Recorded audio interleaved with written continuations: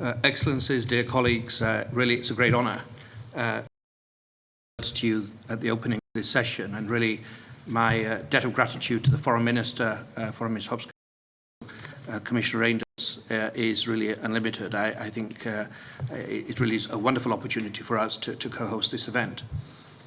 The fact that out of your busy schedules you're here speaks actually much more eloquently and convincingly to the dire moment we're in. The simple truth is that we're living in very uncertain times, that as we speak, children, women and men, the young and the old, are living in terror.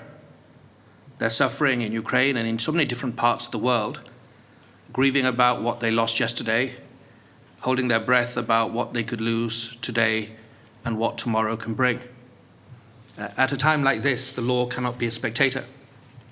The law cannot recline in comfort in The Hague or anywhere else for that matter, when it's meant to protect and uphold certain principles that are essential for humanity.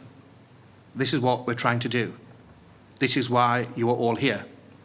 And everybody has a part to play.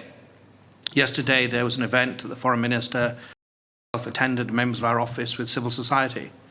Civil society is represented here today. States are represented here. We have a message in a moment from the High Commissioner for Human Rights. We have the SRSG under Secretary General Pramila Patten. We have other USGs for genocide and children in armed conflict that are speaking and making statements.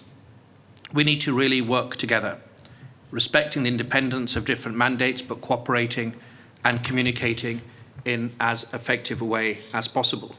As the Foreign Minister said, I think there is hope. There is hope because whilst we see the devastation of the pictures that were on our screens a moment ago, not just the physical loss, but really people's hopes and their futures, we have brought into very stark relief, you have brought into very stark relief, that we need to have a reawakening. This is a moment to have a growth spurt of international law. For far too long, one of the maladies that have afflicted us is viewing the law as something that can be taken when we want it and ignore it when it's inconvenient. This moment of clinging to the law and applying the law in a practical way as an anchor for stability and security is one that is the requirement of the hour. So action is happening. First time in the life of the ICC, 43 states, a third of all state parties, referred the Ukraine situation to my office. The day after the investigation was commenced on the 2nd of March, I deployed a team to the region. We have a continuous field presence. We have a duty station now in Kyiv that we're about to open. We've used innovation. The EU Commission and the redoubtable President Ladislav Hamran of Eurojust, for the first time, as the Foreign Minister said, the ICC OTP is part of a joint investigation team.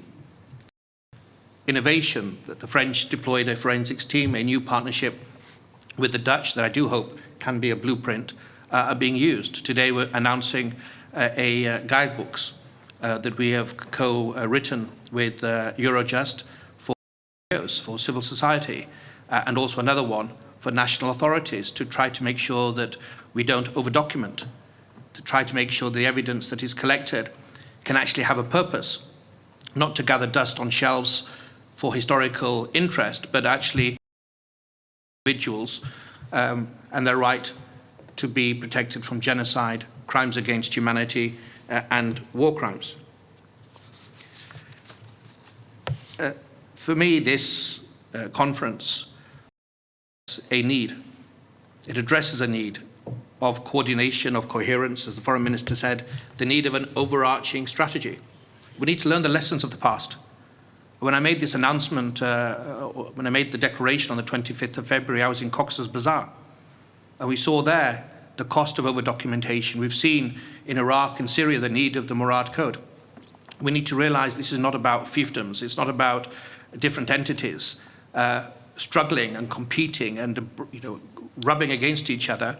It really is about a need to make sure the law can fulfill its purpose across Ukraine and to use it as an important platform for many other situations.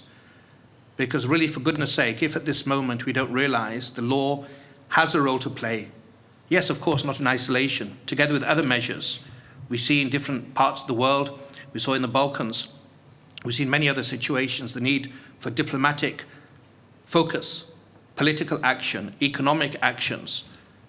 But the law cannot be idle and it cannot be disregarded or relegated to a secondary position. If we do that, I think we have a chance to have a second wind, a second sprint, where the law has an ever more important and ever a greater role to play in the lives of individuals. But it needs you. It needs your capitals, it needs your leadership, it needs your leadership to make sure that we don't lose focus on the economic maladies that are being confronted by many countries, with the different demands that the economies face. We need to make sure in Ukraine and in many other situations, the lives of those that look up to you, that count upon us, are vindicated by concrete action. And if we do that, I think the purpose of today will be time very well spent indeed. Thank you.